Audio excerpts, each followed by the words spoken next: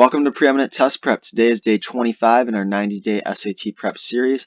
So today we're going to be spending half an hour with the SAT math section, and then we'll switch over and do half an hour with the SAT reading section. So what we're going to do today is we're going to go through problems 16 through 20 in the math no calculator section, and then problems 16 through 23 in the math with calculator section of SAT practice test 4. Really trying to give you my insights, tips, tricks, strategies, and advice for the SAT math section. Trying to give you insight into my mind as a back-to-back 800 SAT math score, so back-to-back perfect score on the math section, 1590 score overall. So really trying to teach you the things I look for to save time, the things I look for to get rid of wrong answer choices, and how I approach the test to get it done very, very efficiently. So with that, let's go ahead and get started with question 16. So make sure to have a notebook handy and a workbook handy if you've been following our program. All right, so here we got a height of 18 inches I see, so that 18 inches will be down the middle here. So Jim has a triangular shelf system that attaches to a shower head. The total height is 18 inches. There are 3 parallel shelves as shown above. What is the maximum height in inches of a shampoo bottle that can stand upright on the middle shelf? All right, so that's really going to be right here, right? So I'm drawing these diagonals, or I'm sorry, these horizontal lines. We need to solve for that height there. I'm just going to call that, we'll call that y, right? We'll call that y. So we need that height y there. Well, if we know that our total height here is 18 inches, right, so I'll draw a thing going out to that 18 inches. We know that that whole height there is 18 inches. Now, we know we have similar triangles here, a similar triangle here, and a similar triangle here. Okay, so these ratios of this 2x, this 3x, and this x, they're also going to apply to our heights here. Okay, so that height then here could be 2y. This right here could be, or we're already using y, so we can call it z. So we'll call this one right here 2z. Then this here would be 3z. And then this here would be just z itself. So what we see here with this similar triangles is that those ratios between them are going to be the same. Okay, so this middle one, its ratio compared to the other two, or compared to the sum, it's going to have to also be that 3x over that 6x. So how did I get 3x over 6x? Well, I have a 3x as my middle here. I have a 2x here and an x here. Okay, so I have 3x over my total of 3x plus 2x plus x, which is 6x. Right, which tells me that I have a ratio of half, okay? So this middle part here is going to be half my total height, so I multiply that 18 by that half, because that half is my ratio of my total height to this middle section here, and that gives me my height of 9, right? That maximum height of that middle shelf as 9. So my answer there is going to be 9. So that's what I would bubble in as my answer sheet for question 16. All right, question 17. So I've got a triangle above, I've got a sign. Okay, this one right here is going to have something you need to put in your notes if you don't have it yet, because this is something that will save you time and allow you to solve this problem in 3 seconds. Ready? All right, let's go ahead and get into it. So we have triangle above. The sine of x is 0.6. What's the cosine of y? That's also 0.6. So how did I recognize that in less than a second? Well, that's a rule that I want you to memorize, okay? If we have a right triangle like this, okay, and we're told that the sine of one angle, which in this case is x, is 0.6, and we're asked for the cosine of the other angle, we know that they are equal to each other. Okay, so we know that they're equal to each other. So the sine of x is equal to the cosine of 90 minus x, right? 90 minus x, which is going to be y, since this is a right triangle. So it's equal to the cosine of 90 minus x, which in this case is y. So we knew that they had to equal each other. Right, so if you haven't seen my videos before, I'll go ahead and show you why. You don't need to understand why, you just need to memorize it. But if you really want to know why, I'll go ahead and show you. So the sine of x, sine, is the opposite over the hypotenuse. Okay, so it would be this here, we'll call it z over the hypotenuse, which we'll call d. All right, now if we're talking about the cosine, cosine is our adjacent over hypotenuse. So the cosine of y would be our adjacent, which we see as z, over our hypotenuse, which is d. So also that is z over d, right? So we see then that our cosine of y is the same as our sine of x. They're both z over d. So we know that they're equivalent there. So our answer there is going to be 0.6. So that's really something you should memorize for the SAT math section, in my opinion. That's something I would definitely put in your notes, is that if we have the sine of x is we're told is a number, and we're asked for the cosine of its complementary angle, or its other angle that adds with it to get 90, which in this case for this right triangle would be its other angle, which is y. We know that they're going to be equal to each other. Okay, so the equation you should really put in your notes would be this. Sine of x is going to equal cosine of 90 minus x. Okay, that's what you should have in your notes. If you memorize that, then you're in a really good spot. You'll be able to solve this question in about 1 to 2 seconds maximum. So that's really going to save you a lot of time if you memorize that. All right, 18. For what real value of x is the equation above true? All right, so what you really got to do here Since I see that I don't have an x squared term, I have an x cubed term, right? I do have an x squared term here, but I also have that x cubed term. What I'm going to look to do is what's called group factoring. So in group factoring, what I'm going to do is I'm going to look for things with common factors. So I see this 2x and this negative 10 have a common factor of 2. So I'll factor out that 2 and do 2 times x minus 5. So now that I have that, what I'm looking to do is also have a factor of x minus 5 over here. So let's see if we can do that. If we were to take the common factor of x squared out of each of these, we would have x squared times x, which gives us this x cubed. We'd have x squared times negative 5, which gives us that minus 5x squared. So we see that factor works there. So now we're going to have x minus 5 as a factor, and we're also going to have x squared plus 2 as a factor, and they'll equal 0. Keep in mind, we're asked for the real value of x, which we see here if we need this to equal 0. If we were to just put x minus 5 equals 0, we add 5 to each side, and we would clearly see then that x equals 5. We know that that is a real value, so we know 5 is our answer. So what would happen if we were to do this x squared plus 2? First of all, I would never use this instead of this. I would always use my x minus 5 instead of my x squared term because it's going to be easier than doing an x squared term. Because if I deal with an x squared term, then I'm going to be dealing with square roots, and that's more difficult than just adding 5 to each side. So right off the bat, anytime that you have the choice between a squared value and a non-squared value and solving for a 0, always choose the non-squared value because that's going to be faster, easier, less likely to make a mistake. So that's one thing you could put in your notes there. Okay, so what else? Well, if I was to use this x squared term, that's not going to give me a real value of x, and here's why. Because I would have x squared plus 2 equals 0. I'd subtract 2 from each side to get rid of that, and then I'd have x squared equals negative 2, and then I'd end up with the square root of a negative number, okay, which is not a real value. Okay, so that wouldn't even get me to my right answer. So that's really a big thing here. It's just recognizing the quickest way is through that's x minus 5. Your answer is going to have to be 5. There is no other answer. It has to be 5 for 18 because that's the only real value. All right, so hopefully that was helpful. There were a couple good tips I gave you to put in your notes there. Now we can move on to 19. Okay, 19. It's showing me basically one of my favorite SAT math tricks that I always like to use, which is I have a stacked equation, which means I'm probably looking to plus or minus to get rid of a variable. Sometimes, and this happened I think a couple days ago on one of the math sections, sometimes it's dealing with proportions between two, but more often than not, it's a plus and minus to get rid of a variable. So let's see what it is in this case. If xy is the solution to the system of equations above, what's the value of x? Okay, if I'm only solving for one variable, then I'm always going to be looking for the plus minus. Okay, I'm not looking for a proportion, I'm looking for plus minus here.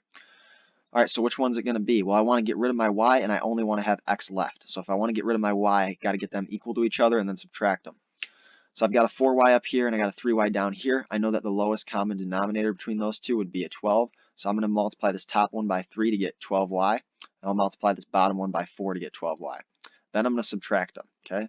So I do that. I got this 3 times 4y, that's 12y. And then I got minus 4 times this 3y. Right. And really it's just I'm subtracting this bottom one. So it's just 4 times 3y, that's 12y as well. Subtract it. Now I got 0y. So my y is gone now. So I don't got to worry about that. Next, I got this 3 times negative 3x. That's going to give me negative 9x. And then I got 4 times 6x. That's 24x. Keep in mind that's subtraction there. Okay, so I got minus that 24x. That's going to give me negative 33x. Okay, over here I've got 3 times 20. That gives me 60. And then I've got 4 times 15. That's also going to give me 60. So 60 minus 60 is going to leave me with 0. So this negative 33x has to equal 0. Any number times x having to equal 0 means x is going to have to equal 0. So my value for x will be 0. So that'll be my answer for 19. So as far as tips there, this plus or minus trick, right? I talked about this before and I'll say it again. If you need to pause it, I'm about to erase what's up by this stacked equations real quick so I can show you. So pause it if you need to. So this plus minus trick, I talk about it all the time. If you've watched our videos before, I always use it whenever I see a stacked equation and it's applicable. Anytime it's applicable, I'm going to use it because it's the fastest way. It saves you so much time versus solving for y or solving for x without doing it like this. So anytime I see stacked equations, I'm going to look to add or subtract to get rid of the variable that I don't need. Okay, and that will leave me with the variable I need. Now sometimes, like in this case, that means I got to multiply one or both, which I haven't had to multiply both in this case, by some number. Okay, in this case it was 3 and a 4. Anytime I do that, just keep in mind you got to apply it to the whole equation, which I did here. So really that is just a big time strategy that I recommend. I talk about it all the time, and I recommend you put it in your notes if you're new to this. All right, 20. The mesosphere is the layer of Earth's atmosphere between 50 kilometers and 85 kilometers above Earth's surface. At a distance of 50 kilometers above Earth's surface, temperature in the mesosphere is -5. At a distance of 80 kilometers from the Earth's surface, the temperature is negative 80 degrees Celsius. For every additional 10 kilometers from Earth's surface, the temperature in the mesosphere decreases by K degrees Celsius, where K is a constant. What is the value of K? All right, one thing I want to point out, with the fill in the blank section of the SAT math, any SAT math test as of, I believe the date's January 7, 2021 right now, there are no negatives on the fill in the blank section, right? It has to be a positive number. So keep in mind that while that temperature is decreasing, we don't have to put a negative in front of it because we're told that it decreases by K degrees Celsius and we're asked for K. So that decreasing is already factored in. All right, so next we're asked for every additional 10 kilometers. That's a key part here. Okay, so for every additional 10 kilometers, not for every additional kilometer, what is that drop in temperature in Celsius? Well, I see I go from 50 to 80 kilometers, so that is an increase of 30 kilometers. And I see when I do that, I go from negative 5 to negative 80 degrees Celsius, and that's a drop of 75 degrees Celsius, right? So if I'm dropping 75 degrees Celsius for every 30 kilometers, then I see that that's going to be a negative 2.5 degrees Celsius per 1 kilometer. Now keep in mind, I need every 10 kilometers. So I have to multiply this by that 10 kilometers to get my drop. Now when I do that, I'm sorry, that will not cancel. Let me just go ahead and erase that real quick. That's times 10 kilometers. Right, the kilometers will cancel there. I'll have negative 2.5 times 10. Keep in mind my negative's already taken care of by that decreases. So it's just going to be 2.5 times 10, and that's going to give me 25. So answer for 20 is going to be 25. So the key part that I'm guessing would make this difficult for a lot of people is they wouldn't recognize that it says for every additional 10 kilometers. Okay, because if you miss that, you're going to answer with 2.5 and you're going to be wrong. So anytime that you have a rate like that or anything that deals with rates, always make sure you're circling it, underlining it, and paying attention to it. Because otherwise you're going to get this question wrong. So that's really why this one, you know that the questions get more difficult on the math sections as you go on. Except when it jumps to the fill in the blank, but then on the fill in the blank sections it also gets difficult. For in this example, as you move from 16 to 20, it's supposed to get more difficult. So the reason that this one's probably 20 isn't necessarily because the math is difficult, because the math is actually really simple. It's because a lot of people aren't going to take the time to read the problem and really understand that they're asking for every additional 10 kilometers. So this is really just highlighting how important it is to pay attention to those things, especially if you're aiming for a perfect score, a high score, or even an average score. Because if you can pick up this question, I mean, it's not too hard mathematically. It's just paying attention to details. So paying attention to details is very important with the math section, right? And I also tell you times when details aren't important as well. In that case, it is. I've told you before that there's times with details where we can skip over them. For example, when we're rearranging just to find what another variable equals, in that case, we can actually skip over details. So understanding when details are important and when they're not, that's very, very key to succeeding on the SAT math section and being able to do it very, very efficiently. So that's really what I'm doing with this course is I'm trying to teach you what things are important, what things aren't important, and how to be efficient, right? So let's go ahead and get started with the math with calculator section now. This is still SAT practice test 4. We'll do 16 through 23. All right, so questions 16 and 17 refer to the following information. All right, so this is a lot of words. So what I'm going to do is I'm going to go down, take a look at my question, see if I need to go back and solve and read this, because if I don't, then I don't want to waste time, right? So this is another example of where paying attention to details, sometimes important, sometimes not. We'll find out if it is in this case. For what number of days X will the total cost of buying the materials and renting the tools from store B be less than or equal to the total cost of buying the materials and renting the tools from store A? So we're looking for store B being less than or equal to the cost at store A, right? This is the number of days as well, so we want to solve for X here. Okay, what I see here is I have the total cost, Y, for buying the materials and renting the tools in terms of the number of days X is given by this equation here, and I've got my variables here. Okay, so I don't really have to read what's up here then, because I've already got my equation and everything. All right, so I'm looking at store A compared to store B. I'm looking for how many days is store B less than or equal to the cost of store A. So that's going to be our equation Y here. Let's come up with our equation for store B and then also our equation for store A. All right, well, store A is going to start with $750 as our initial cost. I know that because it's just dollars. The others are dollars per day, so they're going to have to deal with that X, that number of days.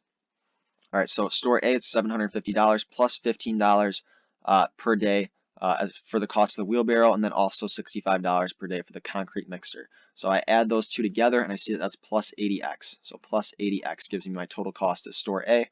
Now the total cost for store B is going to be that 600 here, plus that 25 plus 80, which is 105 every day that we have to pay. So plus 105x. So now at this point, what I'm going to do is I'm going to set them equal to each other, and I'm going to solve for what x equals. So I go ahead and I subtract 600 from each side because I want to keep my numbers positive when I can. That's going to give me 150 over here. Then I'm going to subtract 80x from each side here. Get rid of that. Minus 80x. That's going to give me 25x. I got 25x equals 150. Divide each side by 25. 150 over 25 is going to equal 150 over 25 will give me 6, right? So if 6 is when they equal and I need the days where it's less than or equal, then I know that prior to that 6th day, I have a lower initial cost at B. And since I have that lower initial cost at B, I know that having less days is going to mean that B is going to cost less than A. So I'm looking at 6 or less days there. So I want X to be less than or equal to 6. So answer for 16 there is going to be answer choice A. Let me just move down a minute. Or I'm sorry. Hang on a minute. I'm in the wrong section real quick. Let me get down. All right, so answer for 16 will be A. I just had to move down in my notes real quick. All right, so question 16, answer is going to be A, just like I said, no mistakes there. All right, question 17. If the relationship between total cost Y of buying materials and renting at store C and the number of days X for which the tools are rented is graphed in the XY plane, what does the slope represent? Okay, well, we saw store C is the same as with stores A and B, and it's set up for its equation, right? So the cost at store C is going to equal this 700 plus this 20 plus 70, which is 90x. Okay, so what's the y-intercept going to mean? Well, that y-intercept is going to be that initial cost, but we weren't asked for the y-intercept. I just remembered we were actually asked for the slope, so my bad on that. We didn't even have to consider the y-intercept. Shouldn't have even wrote that. We were asked for the slope. So what's this slope going to mean? Well, that slope is that cost to rent the wheelbarrow and the concrete mixer each day. Okay, so I'm going to look for an answer to choice that says that. All right, so we have A, the total cost of the project, no. B, the total cost of the materials, no. C, the total daily cost of the project, no, because the total daily cost of the project, if we were to do it for one day, that daily cost would have to include those that y-intercept or that cost to that initial cost. I can't even remember what it was, but I don't need to know what it was. D, it's going to be that total daily rental cost of the tools, right? Each day we're charged that 90 bucks or whatever it was to rent those two tools, that wheelbarrow and that concrete mixer. That's what that slope represents. It represents that total daily rental cost, not the total daily cost of the project, because the total daily cost of the project, if we were to operate for one day, we would have to include that initial cost in that day. So correct answer for 17 is going to be D.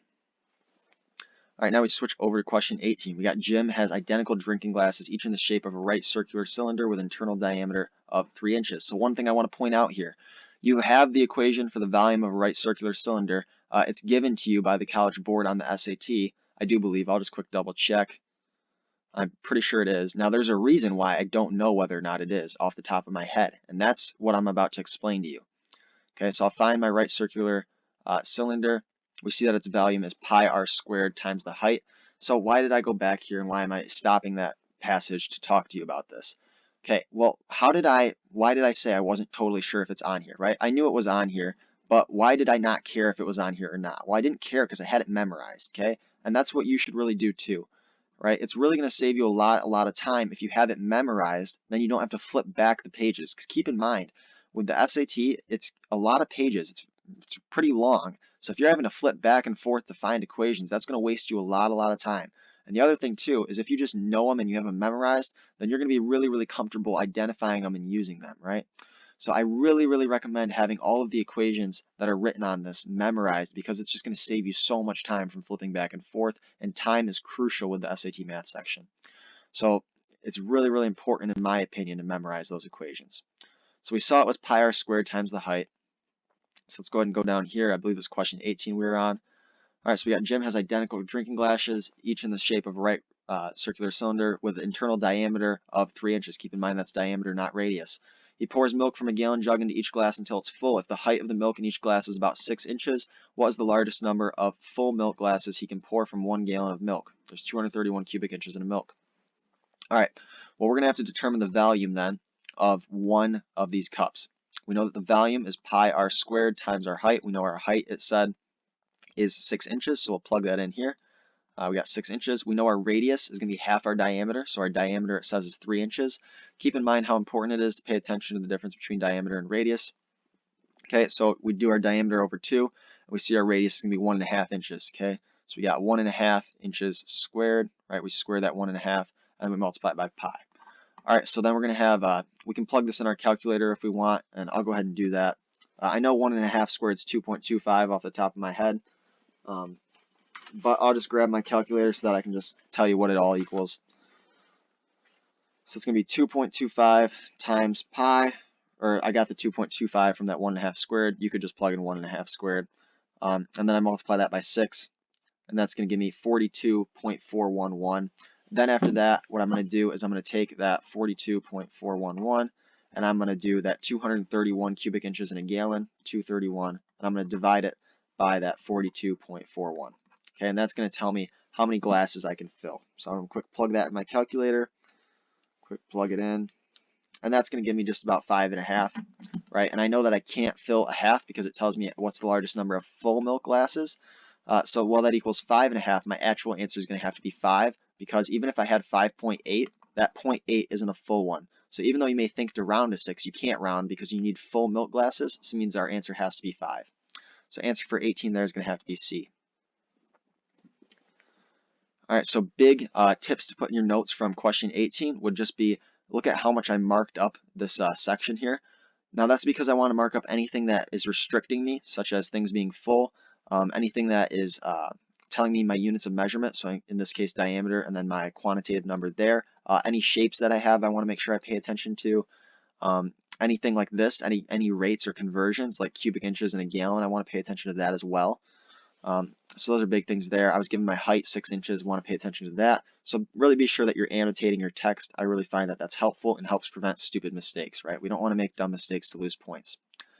All right, so when we got an if statement here, I always tell you if you see an if statement or anything like that, or a when statement, pay attention to it because it's probably important. So I'm asked for the least possible value of 3p plus 2. So what I got to do here is I got to solve for p. So what I'm going to do is I'm going to take 3p minus 2 must be greater than or equal to 1. And I'm going to solve for p. So I add 2 to each side. 1 plus 2 gives me 3. So now I've got 3p must be greater than or equal to 3. Divide each side by 3 to solve for p. I know that 3 over 3 is equal to 1, so p has to be greater than or equal to 1. So the least possible value then of 3p plus 2, well, that's going to be where p is at its least possible value, which we know is 1. So we plug in 1, we got 3 times 1, that gives us 3. And then we have 3 plus 2, we know that gives us 5, so 19 answer has to be 5. All right, so what should you pay attention to there and what could go in your notes? Well, first thing, anytime we have an if statement, we're going to pay attention to it. We're going to at least underline it. You can circle it, box it, whatever strategy you want to use. I don't really care. Just pick one and do it. So in this case, we can use a box, underline, whatever. But pay attention to if statements. Pay attention to anything that says when, right? If it was to say when 3p minus 2, when 3p minus 2 is greater than or equal to 1, we also want to underline or pay attention to that. So whether it's when, whether it's if, we want to pay attention to it. Okay, next thing, the least possible value. That's the other big thing we want to pay attention to. The least possible value of 3p plus 2, that's going to occur when p is at its least value. So that's the other thing we want to pay attention to there.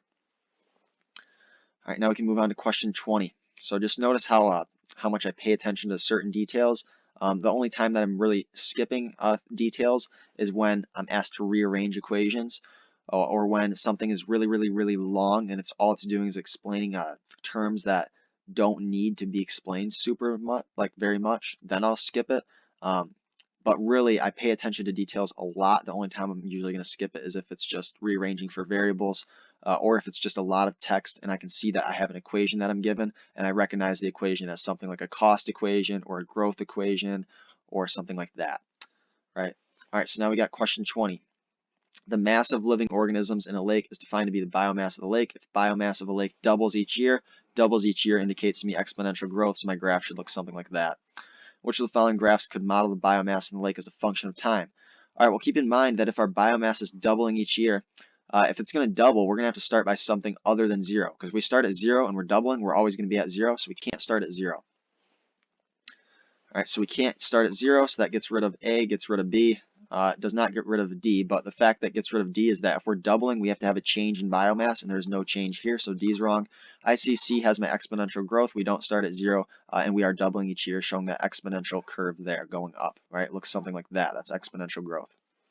So C is going to be my answer there. As far as things to put in your notes there, exponential growth, we know that it's going to look something like that. Okay, that's just really something you should know. If you don't know that, put it in your notes. Looks something like that. All right, so that really was question 20, pretty simple, just understanding exponential growth. Anytime something doubles each year, triples each year, 1.5 x's each year, so something like that. Not like that, like not if it was written like this, y equals 1.5 x, that's linear. Okay, that is linear. That would look something like this right here. Y equals 1.5 x, that looks something like that. Okay, what I meant when I said 1.5 xing was that it was being increased by 150% was really what I was looking at there, right? So if something increases by 150% from its present value each year, right? So its year, for example, at 1 year, it increases 150% from its value at that year, and then at year 2, it increases by 150% from what it was at that year. That looks something like that, you know, another exponential growth curve like that. So that would be another example of exponential growth. So really just trying to teach you what exponential growth was there in 20.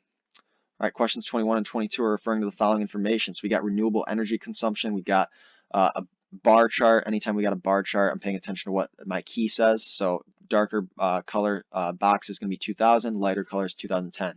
Always making sure I'm paying attention to units and what my y-axis and x-axis is. All right, so now this right here, I'm not going to waste time necessarily reading it. Kind of want to move a little bit, not rushed, but we want to make sure that we're not wasting time reading things we don't need to do. So let's see what our question 21 says. Because we can always go back and read it, but if we don't end up needing to know something, we can't go back and unread it and get that time back. Okay, so we can always go back up here and read this if we need to, but we don't want to necessarily do that right off the bat, because if we don't need to know it, then we wasted time, and we do not want to waste time on the SAT math section. So in a scatter plot of this data where renewable energy consumption in the year 2000 is plotted as the x-axis and the renewable energy consumption in the year 2010 is plotted as the y-axis for each of the given sources, how many data points would be above the line y equals x? All right, well, data points above the line y equals x, the line y equals x would be something like this, right? That's just going to be, if we got a 3 here, we're going to have a 3 here, right? You see that it's just basically going up by 1. Okay, anything that's above that line y equals x would have to be something where y is greater than x. Okay, we know y, our y-axis, is that 2010 year. So we're looking anywhere where 2010 is greater than year 2000. So we just go to our chart, we find how many years have that, or how many energy sources have that. So where 2010 is greater than 2000. I see I have that with biofuels. I see I have that with geothermal. I do not have that with hydroelectric. I do have that with wind, and I do not have that with wood. So my correct answer there is going to be 3. So that happens 3 times. There would be 3 points that would lie above this line, something like that, right? So answer for 21 there is going to be C. All right, so as far as tips there, just understanding that if we're plotting a data plot like this or a scatter plot, that line y equals x means that we're just going to have a slope of 1, right? That slope of 1. So anytime then where our y variable is greater than our x variable, that's going to have to be plotted above that line. So there would be three data points there. All right, question 22 of the following, which best approximates the percent decrease in consumption of wood power from 2000 to 2010. All right, so we see from this then that we didn't even need to read this, right? So we saved time by not reading it, okay? Now, I'm not saying that you should never read things that provide context on the SAT math section, but what I am saying is that sometimes if there's a ton of words, you don't necessarily got to read all of them, okay? Now, the best example I have of that is where we just have to rearrange terms. Any question like that, you can save so much time by skipping that. And in this case, we didn't really need to read that part down there, so we're not going to. Okay, so we were asked in question 22 for the percent decrease in the consumption of wood power in the United States from 2000 to 2010. So I look at wood power from 2000 to 2010. How much did we decrease in our use? Well, we went from 2.25 here, right? I know that because if I draw this line across, we see that's 2.25. And that's another thing I recommend doing is drawing lines on your bar graph so you don't make a mistake by just using eyesight and accidentally looking here, but then looking down here at 2. Okay, so we know our percent decrease is going to be our new minus old over our old. We see our new in 2010 was that 2. Okay, we know our old was 2.25.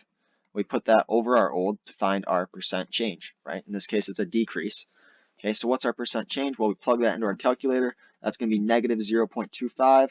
So 0.25 over 2.25, and that gives us about 11.1 repeating percent. 11.1 repeating percent. Keep in mind that would be a negative percent, but we're told that it's a percent decrease in question 22, so we don't have to have that negative, and our answer there would just be B. Okay, so an equation you should have in your notes is new minus old over old gives you your percent change. So I'll just write that as percent change, percent change. Okay, so that's an equation that you should have in your notes if you don't have it there yet.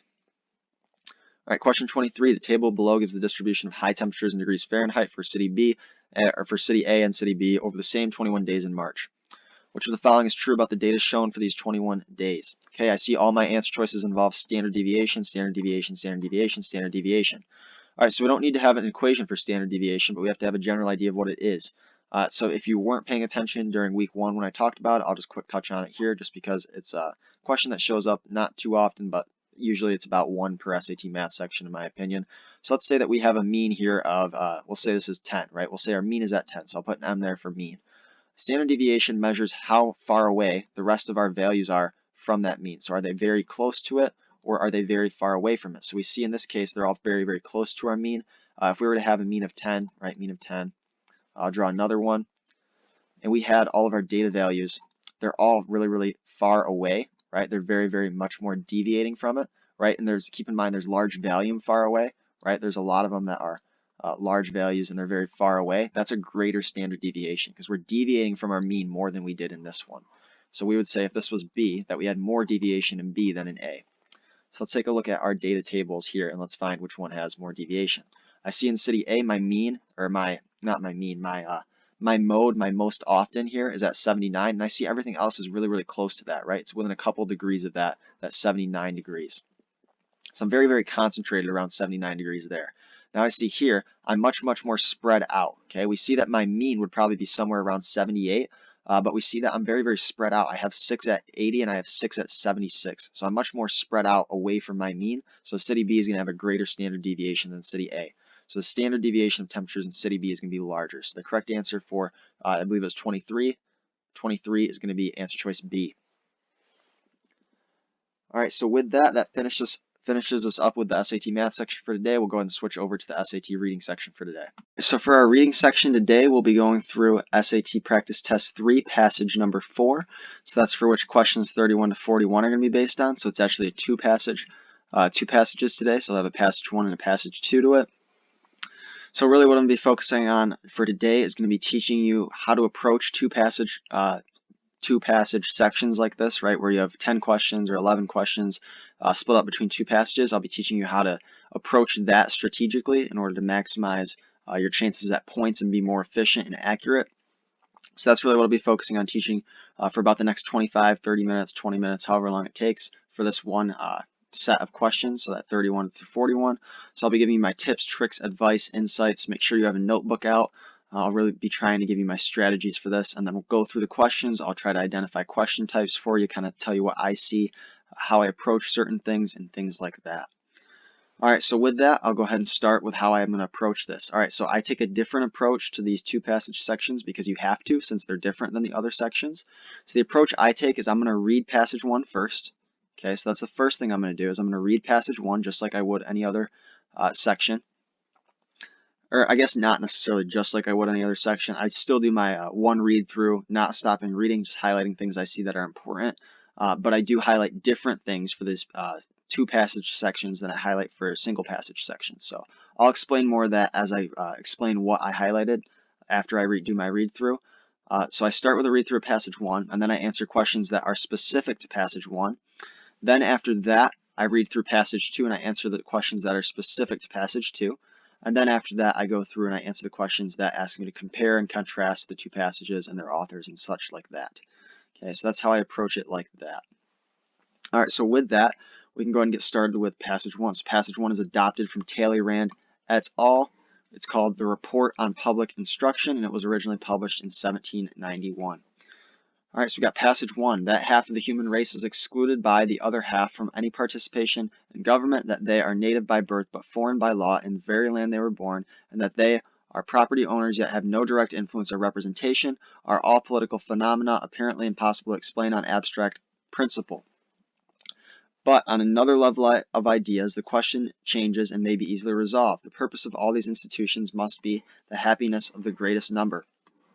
Everything that leads us farther from this purpose is in error. Everything that brings us closer is in truth. If the exclusion from public employment employments decreed against women leads to a greater sum of mutual happiness for the two sexes, then this becomes a law that all societies have been compelled to acknowledge and sanction. Any other ambition would be a reversal of our primary destinies, and it will never be in women's interest to change the assessment that they have received. It seems to be incontestable that our common happiness, above all that of women, requires that they never aspire to the exercise of political rights and functions. Here we must seek their interests in the wishes of nature. It is not apparent that their delicate constitutions, their peaceful inclinations, and the many duties of motherhood set them apart from strenuous habits and onerous duties, and summon them to gentle occupations and the cares of the home. And is it not evident that the great conserving principle of societies, which makes the division of powers a source of harmony, has been expressed and revealed by nature itself when it divided the functions of the two sexes in so obviously distinct a manner? This is sufficient. We need not invoke principles that are inapplicable to the question. Let us not make rivals of life's companions. You truly must allow the persistence of a union that no interest, no rivalry can possibly undo. Understand that the good of all demands this of you. All right, so I see that's my end of passage 1. So at this point, I answer my questions that are particular to passage 1. So I'm going to switch over to my pen real quick, right? Or I'm sorry, at first I'm going to go ahead and tell you why I highlighted things, okay? Because I want you to understand that, because it's different from what I highlight on other things, okay? When I'm dealing with a two-passage section, the things that I highlight, or in your case, you'll be underlining since you can't highlight, I'm going to tell you why I highlight these things, because it's different from other passages, okay? I take a different approach to these two passage sections because it's necessary to be more efficient. All right, so what's the first thing I highlighted and why? Well, obviously, up top, I always highlight the author, I always highlight the title, and I always highlight the year it was published, okay? So that's just first off, that one's the same as always. All right, the next thing we have is we have the purpose of all these institutions must be the happiness of the greatest number. Okay, so this is really the author's major claim as far as that guides the rest of her passage. Okay, this is a guiding claim. It guides the rest of her passage. It's very, very important into understanding her argument. Okay, so since it's so important to her argument, I highlighted that because it's very, very important to her argument. A lot of times with two passage sections, you'll have one person make an argument and one person make another argument that either rebuttals that argument or does something with that argument. Okay, so a lot of times they're connected in that sense. All right, so in this case, I highlighted my guiding claim that's guiding her reasoning throughout this. The next thing, if the exclusion from public employments decreed against women leads to a greater sum of mutual happiness for the two sexes, this becomes a law all societies should be compelled to acknowledge and sanction. Okay, so this is really supporting her argument that if this law that doesn't allow women to vote or whatever it is, that decreases her political rights, if this is creating a greater mutual happiness for the two sexes, then she argues that it's fair, or not necessarily fair, but that it should be kept in place. Okay, so that really is supporting, that's really telling us why her argument is the way it is, so why she thinks she's correct. Okay, so that's why she thinks she's correct. So that's kind of why she's writing about this. So that's a why, right? So that's why I'm going to answer that. And another thing, I normally don't underline anything that's evidence or explanation for any passage. The sort of exception that I have is that two passage section right here, okay? So normally if I was just dealing with one passage, I would certainly make sure I stay away from highlighting any evidence and explanation because it's just going to end up with me highlighting pretty much my whole thing. But in these two passage sections, if you see something that's kind of an evidence that you think is going to be rebutted by someone else, or that is kind of like a major claim in a way, or is kind of explaining why someone thinks something and you think that could be rebutted by someone else, and you think it's going to be, then in that case, I would recommend highlighting it, okay? So keep in mind, that's particular to these two passage sections, okay? So another way that you can tell that is a lot of times you'll get more context up here, okay? So in this case, we can go ahead and read for some context. We see that we have passage 2 is adopted from Mary Wollstonecraft, A Vindication of the Rights of Woman. Originally published in 1972, Talleyrand was a French diplomat. The report was a plan for national education. Wollstonecraft, a British novelist and political writer, wrote Vindication in response to Talleyrand, okay? So we see that there is going to be a response to this. So understanding evidence there could be important as well. All right, so we've got, she's really talking about why she believes this. Then we have any other ambition would be a reversal of our primary destinies, okay? So this right here is kind of evidence as well. But like I said, in cases where I have two opposing arguments, or I have a two passage section, which is usually going to be two opposing arguments, or two arguments that have similarities and differences, either way, two arguments that are going to be somewhat connected, certain parts of evidence I'm going to want to pay attention to, okay? So in this case, this is kind of evidence that sort of guides the rest as well, okay? So the really major pieces of evidence it's okay for me to highlight those on the two passage sections, not on the one passage sections, but on the two, because that evidence, oftentimes you'll have one person use it and another person use it against that person, or in part with the person, or some sort of thing, right? That'll be either a rebuttal or a concession or something like that. Okay, so it's okay if I underline or highlight that in the two passage sections. All right, the next thing we have, here we must seek their interests in the wishes of nature. So once again, the wishes of nature, she's talking about how nature divided the sexes into have two different duties, right? Next, we have set them apart from strenuous habits and onerous duties, okay? So talking about how women are set apart from more difficult occupations at that time, gentle occupations, cares of the home. Okay, once again, talking about that. Once again, we continue this theme of nature itself dividing the sexes, okay? So obviously distinctive manner, right? That's really her argument, okay, is that nature divided the sexes, therefore they occupy different roles in her mind, is that they should occupy different roles. All right, so as used in line 21, common most nearly means what? When we go to line 21, we see that we have, it will never be in women's interest to change the assignment they have received. It seems to us incontestable that our common happiness, above all that of women, requires that they never aspire to the exercise of political rights and function. Okay. In this case, them saying common happiness most nearly means shared happiness. Okay. So I'm going to see if we have shared as an answer choice, because I believe that that would be our correct answer, right? And that is going to be our correct answer, shared. It's not their average happiness, okay? Because if one's super happy and one's super sad, that's not what we're talking about, okay? We're talking about their shared happiness between the two sexes. It's not coarse, not similar happiness either. So 31, our answer there is going to be B. All right, it can be inferred, and I'm sorry, I'm also going to give question types. So in this case, we have a most nearly means question, which is a words in context question. Okay, words in context. Okay, words in context questions are really just analyzing your ability to find the meaning of a word based on the context that it's given in the passage. So that's what that is. 32, it can be inferred that the authors of passage 1 believe that running a household and raising children what? All right, well, we have A, are rewarding for men as well as women. We don't make the argument that it's rewarding for men. Yield less value for society than do roles performed by men. Now, we do not make that argument either about value, okay? We don't make an argument about values of different roles being worth more than others. C, entailing very few activities that are difficult or unpleasant. Yes, we do make that argument, okay? And our next question, obviously, it says evidence, so I'm going to go ahead and find the evidence for that. I would probably find it anyways, just because it's a good habit to have. Not necessarily if you know it right away, because if you know one thing, right, if you're not asked for evidence, and you know you're very, very confident that it's the right answer, then don't waste time finding evidence. But if you have extra time, you're ahead of pace, then it's always good to go ahead and find it just to make sure you're correct. All right, so in this case, we've got her talking about the role of women. It doesn't necessarily entail super tough work, so we have sets them apart from strenuous habits, right? Sets them apart from strenuous habits or strenuous work and onerous activities, so difficult tasks. They have more gentle occupations. They care for the home, right? It's kind of insulating them away from some harsh tasks, right?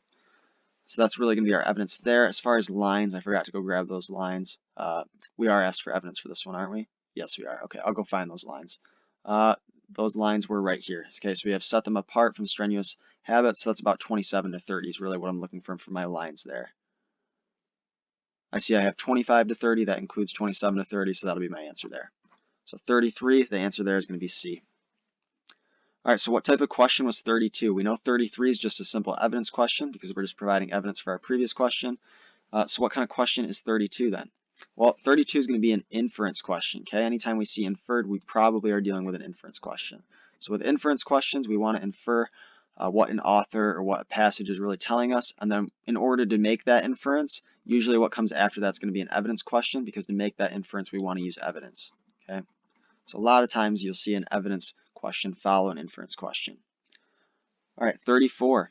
We've got according to the author of passage 2. Well, we're going to have to read passage 2 first then. So once I see this, that's when I know I have to switch over and read passage 2. All right, so we've got passage 2. We know that it is adopted from, I believe it was Wollstonecraft, right? She's a French diplomat, originally published in 1792. Go ahead and highlight this, 1792. We know it's from Mary Wollstonecraft, A Vindication of the Rights of Women. We know it's in response to Talleyrand and that she's a political writer, Wollstonecraft is. All right, so let's go ahead and get started reading passage 2 now. So we've got passage 2. We've got contending for the rights of woman. My main argument is built on this simple principle that if she not if she be not prepared by education to become the companion of man, she will stop the progress of all knowledge and virtue. For truth must be common to all, or it will be inefficacious with respect to its influence on general practice. And how can woman be expected to cooperate unless she know why she ought to be virtuous? Unless freedom strengthen her reason, till she comprehend her duty and see in what manner it is connected with her real good. If children are to be educated to understand the true principle of patriotism, their mother must be a patriot, and the love of mankind, from which an orderly train of virtues can spring, can only be produced by considering the moral and civil interest of mankind. But the education and situation of woman at present shuts her out from such investigations. Consider, sir, dispassionately these observations, for a glimpse of this truth seemed to be opened before you when you observed that to see one half of the human race excluded by the other from all participation of government was a political phenomenon that, according to abstract principles, it was impossible to explain. If so, on what does your constitution rest? If the abstract rights of man will bear discussion and explanation, those of woman by a parity of reasoning will not shrink from the same test.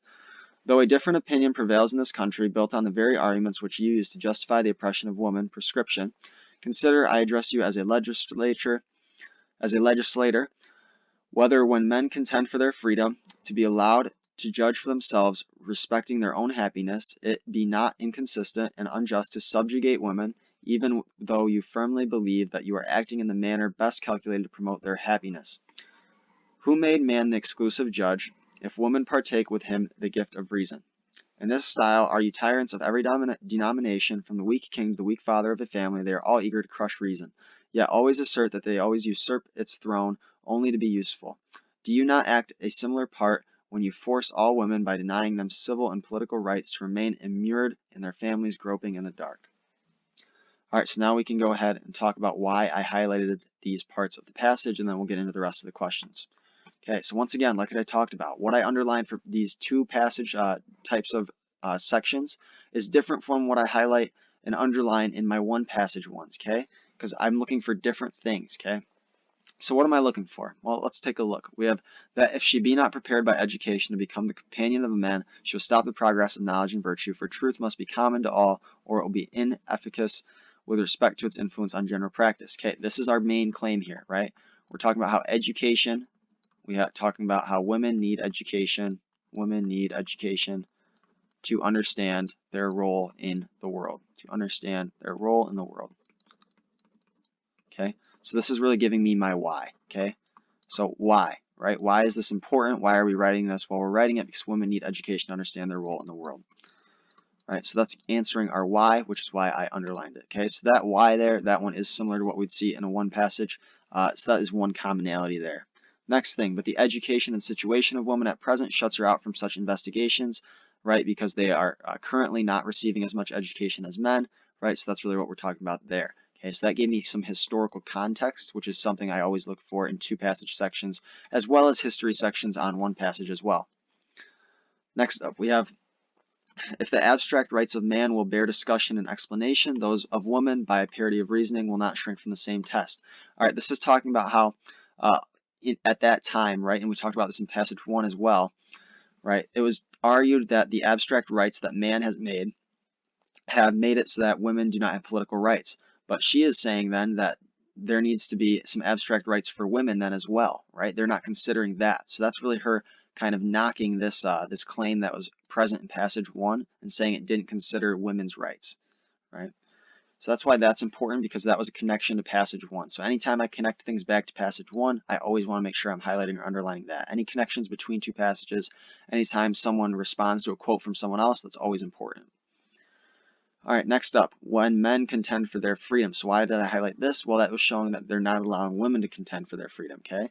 So that's kind of important to her argument, because her argument really relies on the fact that women are being subjugated, right? And how men think they're acting in the best manner to promote women's happiness, but who made the man the exclusive judge, right? Women should have a judgment in this as well. Okay, so that's really also making her claim. Okay, so that's her claim. I always want to highlight claims, especially in two passage sections, but also in one passage sections of the reading section as well. All right, so now we can go ahead and get into questions. Right, so I already talked about question types for 31 through 33. Now we got 34. According to the author of passage 2, in order for society to progress, women must what? Well, this is kind of a big picture question. right? It's kind of a little detail because it was at the beginning more than at the end, but overall, still a big picture question. She's really arguing that they need to receive that education that's comparable to men, right? We probably have an evidence question next is my guess. Let's see if we do. We do not, but I can go ahead and show you our evidence for that.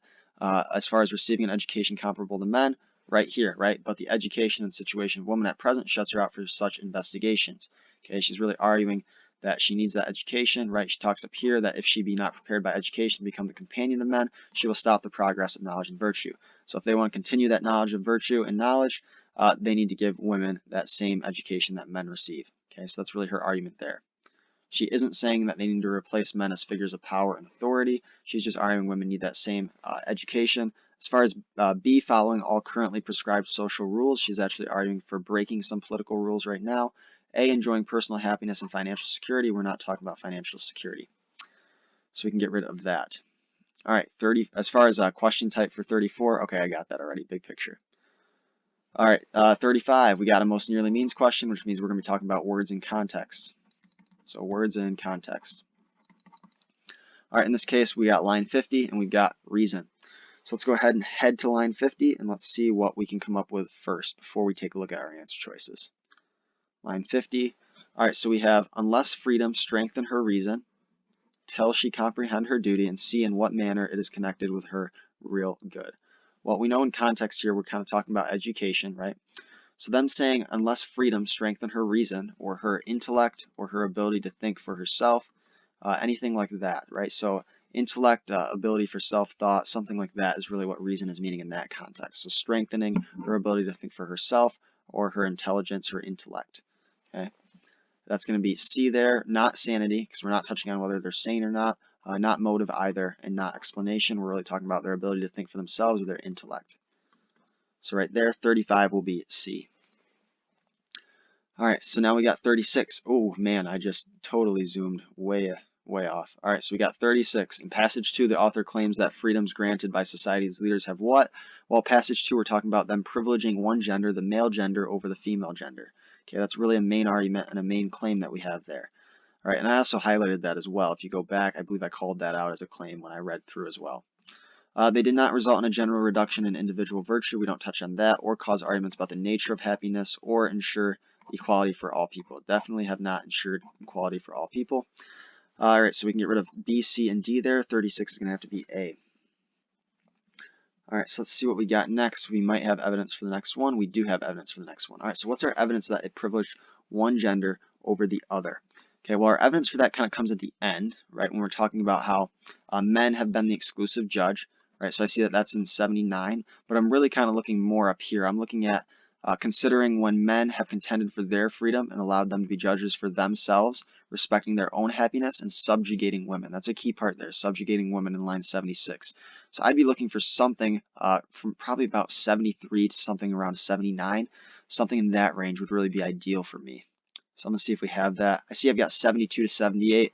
That's going to work perfectly fine because we still have that subjugate women in there. We still have that main idea and those main claims there, as well as explanation. So D is going to be our best evidence there for 37.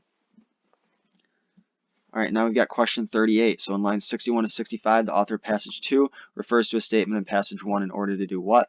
Okay, so now we're at the point where we're giving, we're relating our two passages. So you'll see that with two passage sections. You'll start with passage 1, you have questions on that, then you have questions on passage 2, then you have questions on both. So that's why my strategy works like that. If you've seen my other video where I talk about the two passages and the strategies for that one, that was probably about a week or two ago when I did a reading section on two passages. I talked about how the reason we do this is so that with passage 1, you read it and you have it fresh in your memory and you're not conflating the two passages. So you answer the questions on passage 1 first, so you don't mix them up. Then you read passage 2, so you're not mixing it up with passage 1.